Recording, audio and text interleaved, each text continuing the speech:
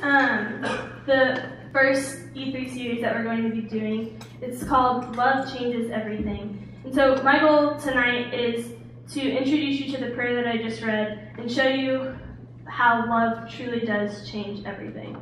But first, hi, my name is Kayla Essner. I'm a second-year grad student in the math department, but I did my undergrad here, so this is my 6th year at Mizzou and with Newman. And I got involved with E3 actually in my freshman year. I started singing with the band, and then I became a part of the team, and it's just really been a part of my college career the entire time. And so I love it, and I hope that you guys come to love it. And that's actually what I'm going to be talking about tonight, is love. And so I was given this introduction talk to the series because our series is Love Changes Everything, and it's based on the prayer that I read at the beginning. It's called Fall in Love by Father Pedro Arrupe. And whenever I sat down in adoration to start figuring out what I was going to be talking about, the first thing that came to mind whenever I thought about love and falling in love was the Nicholas Sparks, like, sort of cheesy, romantic love that, like, it's very whimsical and magical, and those moments that take your breath away and all of those things. And I was like, well, I don't really know, like, what that means or what that's about.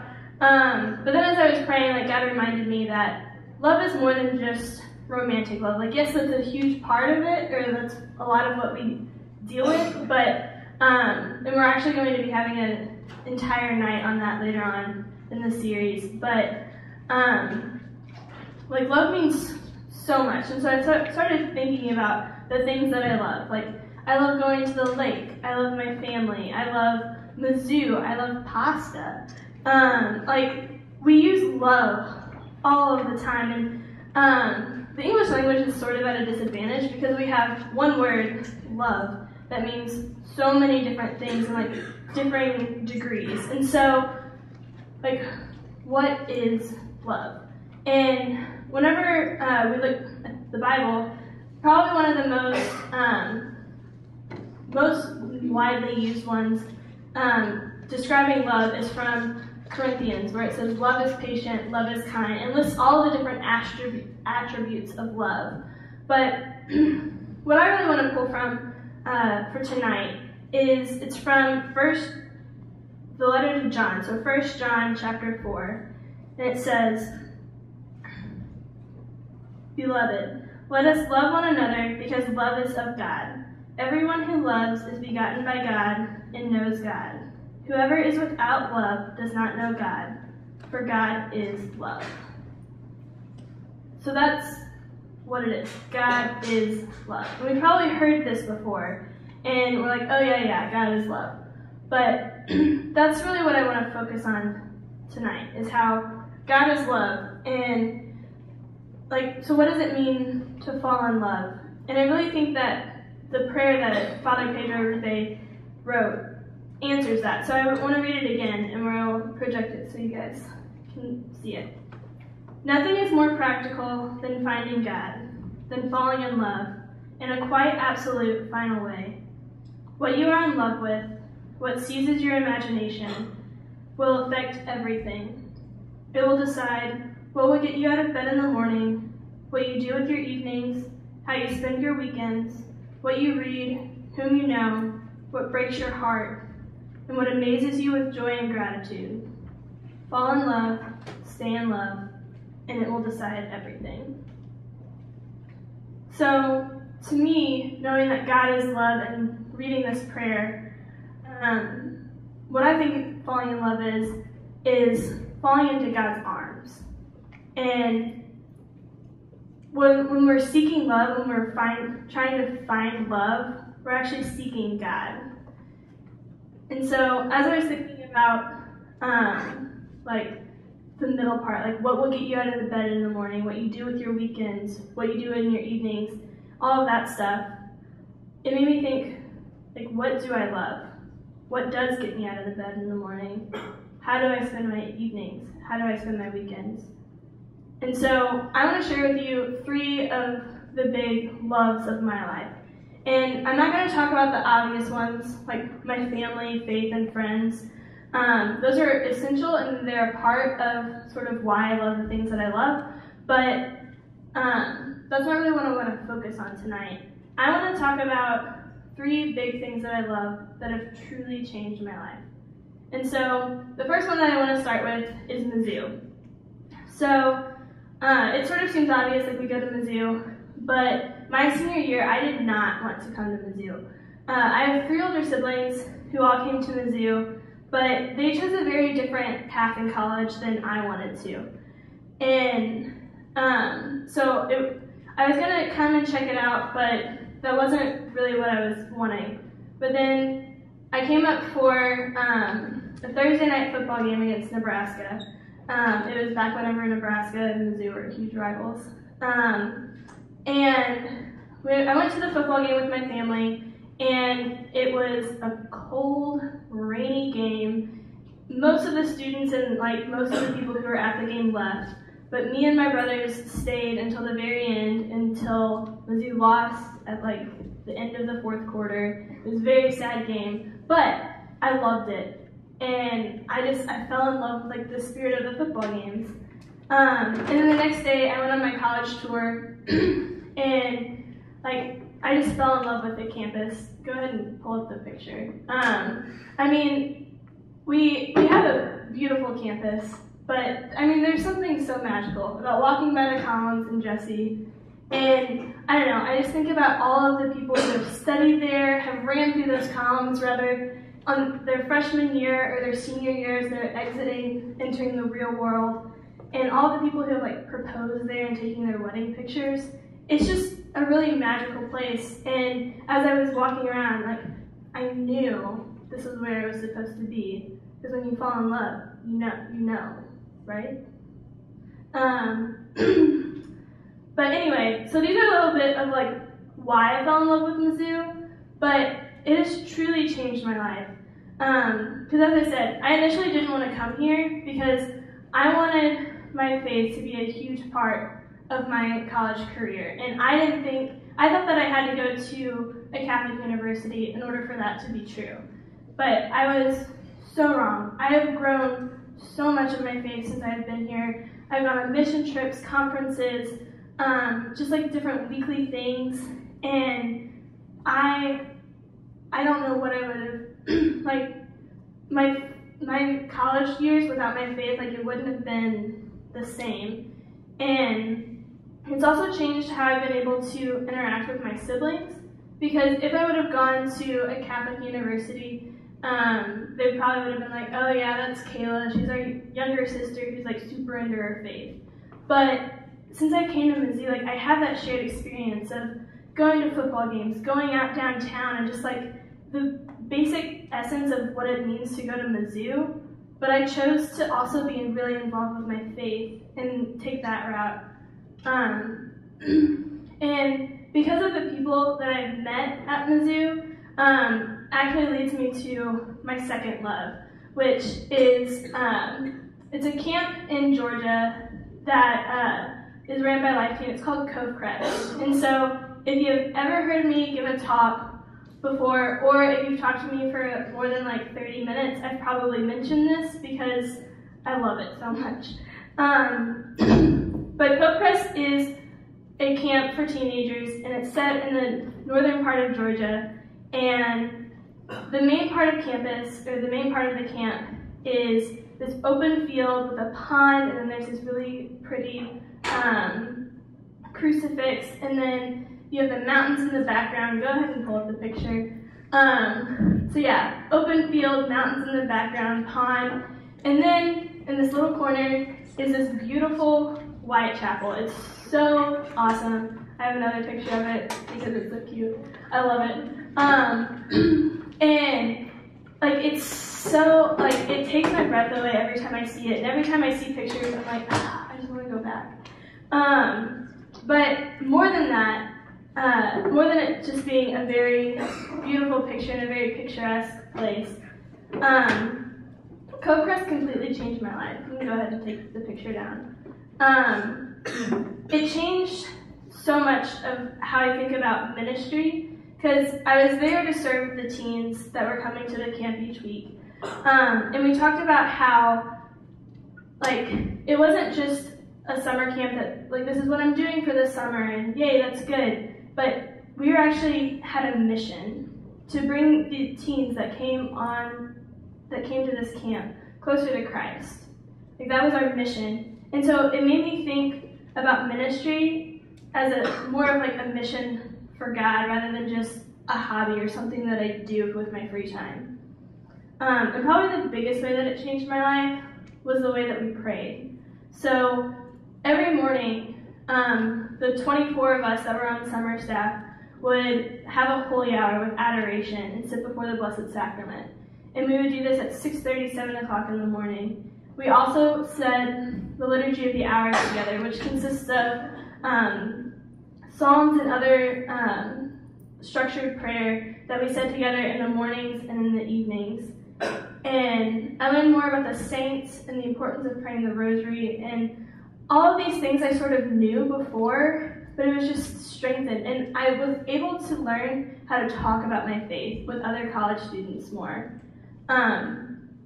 But it wasn't always an easy thing to do. Like, getting up at 6:30 in the morning every day for 6 weeks is really hard, especially whenever you're like doing activities and being outside and going whitewater rafting and all of these like fun things up until like 11 o'clock at night. And so, but it was a choice that I made. Like, I chose to love these teens and to love the people that I was serving with, because that's not always easy. And that's like one of the points that I want to make is love isn't always easy, but it's a choice that we have to make. And as I said, my prayer life was really changed at Cove Crest, and because of that, it changed the way that I prayed once I got back to Mizzou. And through my prayer life, and since I had grown in a deeper relationship with Christ, it also changed my ideas for the future. So I graduated with a dual degree in math and math education, and I had always wanted to graduate, do the fellows program. If you're an education major, you probably know what that is.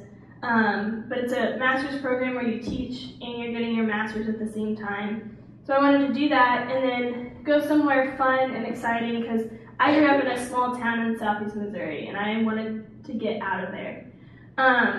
But because of the way that my prayer life had changed, like these little seeds that God had been like placing on my heart, like, you should get your master's in math. And I'm like, what? No, that's crazy. I don't want to do that. But here I am. And I'm here because of the way that my prayer life changed. And because of multiple things, I'm actually looking at going back to southeast Missouri next fall to teach and to help lead some youth ministry stuff. And so, like, I never thought I would say that. So, like, that is how, like, love changes everything. And so, the last of my loves, you guys might have been able to pull this out, but my last love is teaching and math. So, if my friends call me a huge math nerd, and I am, I love corny math jokes. Actually, on Monday, whenever I was giving this talk, my phone went off and I had a text message from my mom. I just sort of ignored it at the moment. And then at the end, I looked at it, and it was a math joke. It said, "Dear Algebra, I'm tired of finding your x, and I don't know why either." Like, I don't know why. And I was just like, oh, this is so fitting, and it totally describes my love for math jokes.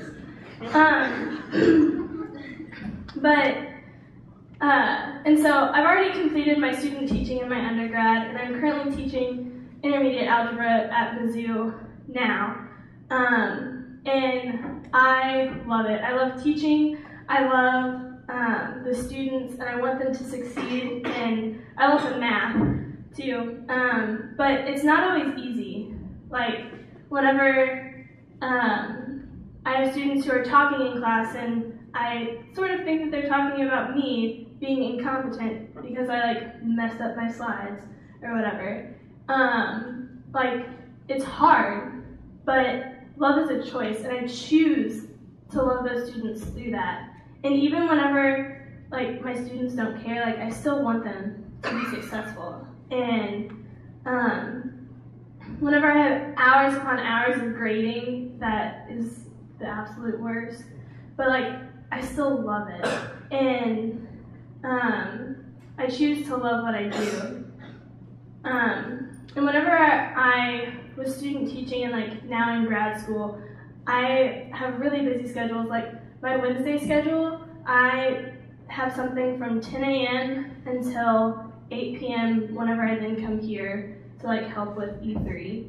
And so like I know what it's like to have a busy schedule and to have like things going every which way.